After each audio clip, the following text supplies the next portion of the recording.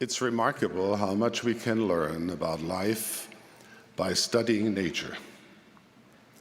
For example, scientists can look at the rings of trees and make educated guesses about climate and growing conditions hundreds and even thousands of years ago.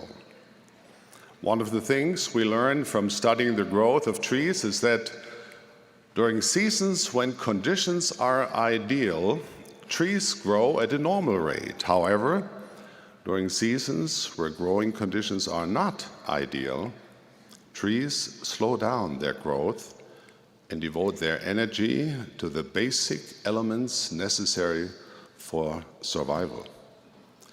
At this point, some of you may be thinking, that's all very fine and good, but what does it have to do with flying an airplane?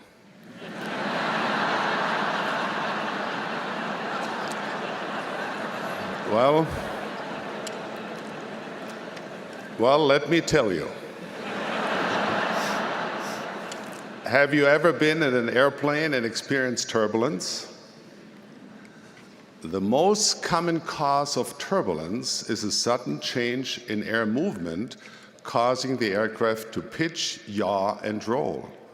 While planes are built to withstand far greater turbulence than anything you would encounter on a regular flight, it still may be disconcerting to passengers. What do you suppose pilots do when they encounter turbulence? A student pilot may think that increasing speed is a good strategy because it will get them through the turbulence faster. But that may be the wrong thing to do. Professional pilots understand that there's an optimum turbulence penetration speed that will minimize the negative effects of turbulence. And most of the time, that would mean to reduce your speed. As we all know, the same principle applies also to speed bumps on a road. Therefore, it is good advice to slow down a little, steady the course, and focus on the essentials when experiencing adverse conditions. This is a simple but critical lesson to learn. It may seem logical when put in terms of trees or turbulence, but it's surprising how easy it is to ignore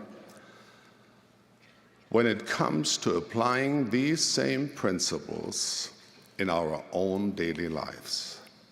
When stress levels rise, when distress appears, when tragedy strikes, too often we attempt to keep up the same frantic pace or even accelerate, thinking somehow that the more rushed our pace, the better off we will be.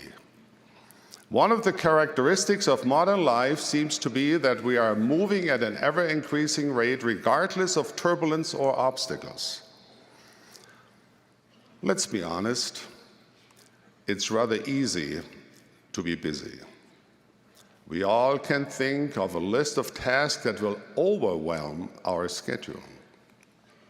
Some might even think that their self-worth depends on the length of their to-do list.